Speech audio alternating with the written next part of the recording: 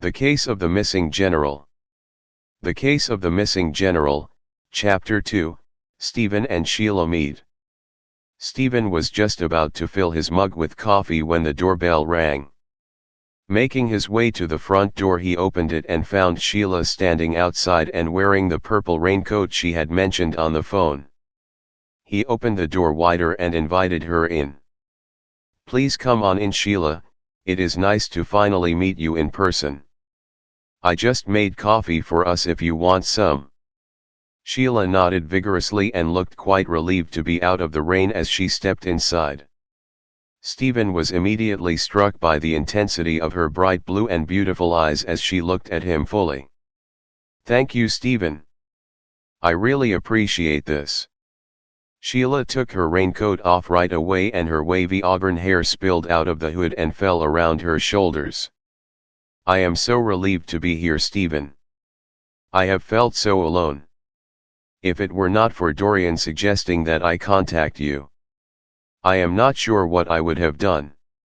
Steven was pleased to see Sheila already so at ease as she followed him into the kitchen and stood watching as he poured the coffee and set out the cream and sugar.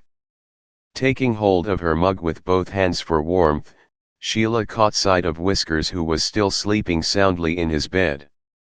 "How lovely that you have a cat. He is beautiful." Steven smiled and nodded in agreement. "Thank you. His name is Whiskers, not too original I know, but I think he likes it." Sheila smiled. "I think it is a perfect name for him."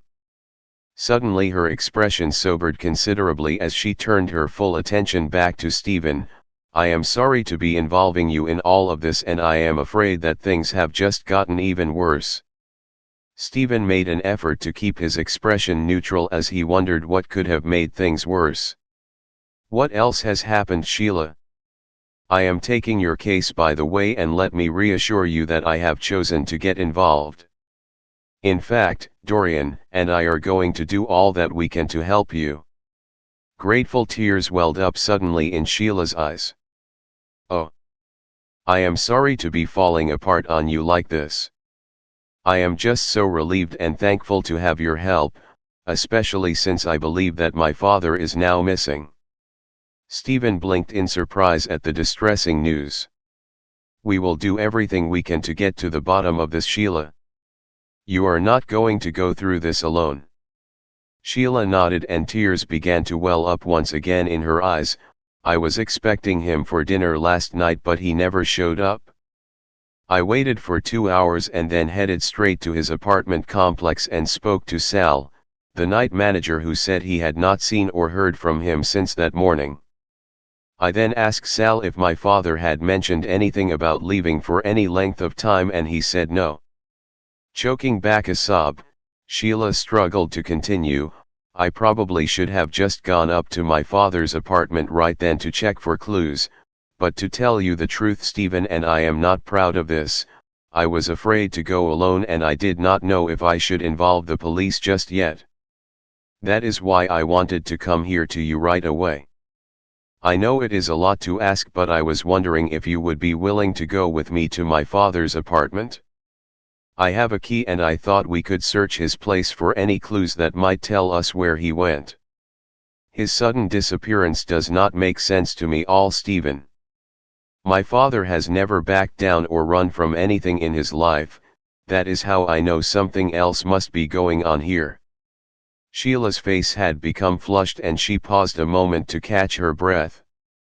"I have not even told Dorian this yet, but my father has a psyche evaluation scheduled for this coming Monday. I don't know what will happen if he does not show up for it." Sheila's voice suddenly trailed off and Steven noticed with some alarm that she had started to shake. The weight of her concern pressed heavily upon him.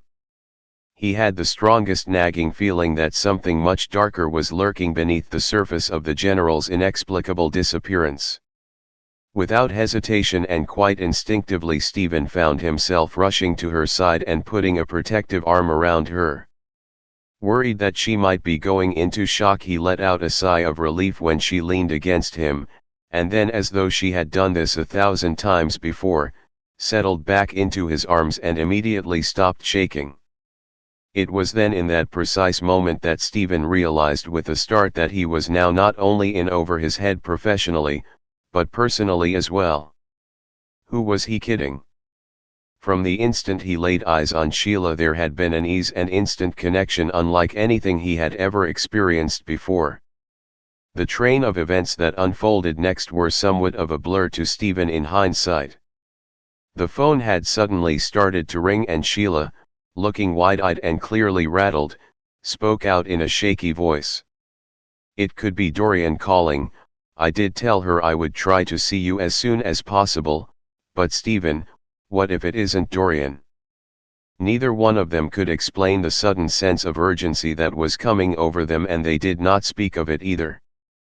Deciding to follow his reporter instincts, Steven hurriedly took hold of Sheila's hand and headed for the front foyer. When they were about to reach the front door, Sheila stopped abruptly in her tracks. "Wait, Steven. We can't leave Whiskers."